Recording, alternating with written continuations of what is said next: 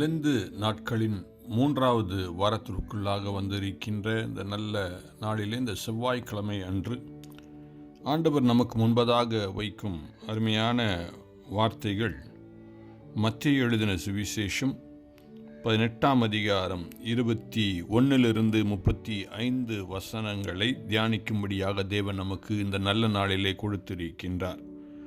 அதிலே 21ஆம் வசனத்திலே அருமையான பேதுரு இயேசுவினிடத்தில் வந்து, ஆண்டவரே, என் சகோதரன் எனக்கு விரோதமாய் குற்றம் செய்து வந்தால் நான் எத்தனை தரம் மன்னிக்க வேண்டும்?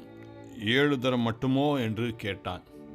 தமிழிலே சகோதரன் என்று சொல்லி எழுதப்பட்டிருக்கின்றது. ஆனால் ஆங்கிலத்திலே இஃப் மை சர்ச் மெம்பர் அப்படின்னு சொல்லி எழுதப்பட்டிருக்கின்றது.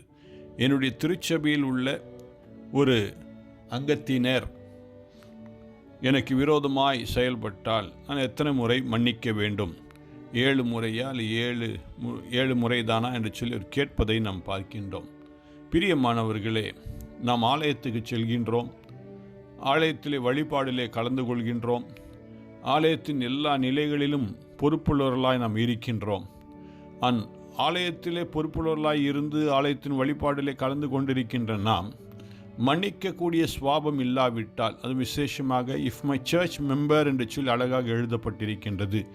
என்னுடைய திருச்சபையின் அங்கத்தினரோடு கூட நான் ஒரு மனம் படாவிட்டால், பிறகு நாம் ஜெபித்தது, நம் ஆண்டவரை துதித்தது எல்லாம் வீணாய் போய்விடும். ஆகவே தான் பரிசுத்த பேதுரு அருமையான ஆண்டவரை பார்த்து கேட்ட கேள்வி, 7 தடவை மட்டும் நான் மன்னிக்க வேண்டுமா என்று சொல்லி. அப்பொழுது ஆண்டவர் சொல்லுகின்ற ஒரு அருமையான வார்த்தை என்னவென்றால், இயேசு 7 தரம் மாத்திரமல்ல,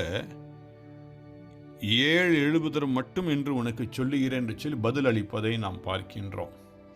அப்படி என்றால் நாம் மன்னித்து கொண்டே இருக்க வேண்டும். விசேஷமாக ஆலயத்திலே நம் ஆண்டவர் வழிபாடுக்கு நாம் செல்கின்றோம்.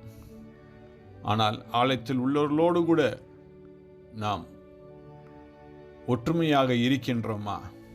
அல்லது நம்முடைய ஆலய வழிபாடு வீணாய் போய்விடும். ஆகவே இந்த லெந்து நாட்களிலே நாம் உபவாசிப்பது பெரிதல்ல, ஆண்டவரோடு கூட உறவாடுவது பெரிதல்ல, ஆலயத்துள்ள அங்கத்தினரோடு கூட நாம் அன்பு கூர்ந்து இணைந்து ஒற்றுமையாய் இருப்பது தான் தேவன் விரும்புகின்றார் என்பதை உணர்ந்து இந்த லெந்து நாட்கள் அப்படிப்பட்ட காரியத்திலே நம்மை நாம் ஈடுபடுத்தி தேவனுடைய பிரகாரங்களில் உண்மையாய் இருக்க தேவன் தாமே நமக்கு உதவி செய்வாராக.